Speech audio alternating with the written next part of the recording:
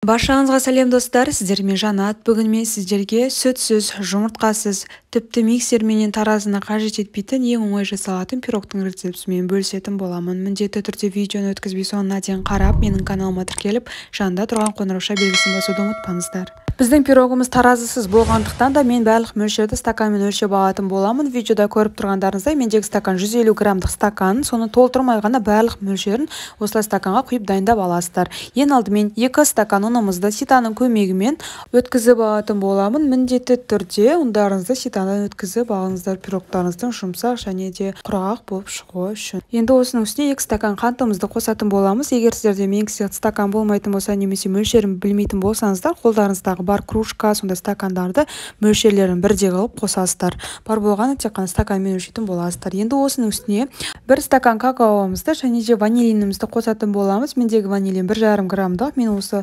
1,5 граммдықтан 2 қостым. Сонда общий менде 3 грамм ванилин қосылды. Енді оның үстіне 10 грамм разрыхлитель қосылатын болады. Ол егер мөлшерін білмейтін болсаңыздар, шай ішетін қасықпен толтырып қосасыздар да жақсылап венчикпен немесе вилканың көмегімен осы біздің құрғақ заттарымызды жақсылап араластырып алатын боласыздар.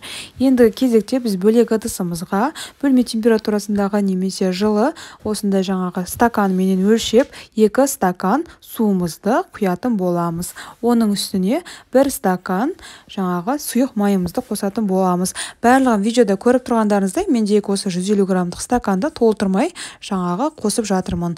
Енді кезекте біздің суымызды біздің дайындап қойған құрақ массамызға бөліп қосу арқылы араластырып аламыз. Судың барлығын бірден құймаңыздар, себебі бізде түйіншіктер, комочкалар қалып қалуы мүмкін. Сондықтан суды бөліп видеодағыдай қосатын болсаңыздар, сіздерде бір келкі өте жаңағы өзін құйған кезде формасын сақтайтын, беті тегіс болып қалатын осындай формаға келеді. Бір ескертетін жайт, егер сіздердің құятын формаларыңыз жалпақтау болатын болса, құйған кезде жіңішке болып қалатын болса, 180 градуста 35-40 минут қана пісіресіздер. Егер сіздердің формаларыңыз менікідей видеодағыдай кішкене кішірек және де құйған кезде толып кететін болса, міндетті түрде 50-55 минут бойы 180 градуста пісіріп алатын боламыз. Және піскеннен кейін міндетті түрде суығанын күтіп формадан шешпейсіздер. Толықтай суығаннан кейін бірақ шешесіздер. Ас болсын, сіздермен бірге болған Жанат. Менің каналыма тіркеліп, жанында тұрған қоңырауша белгісін басуды ұмытпаңыздар.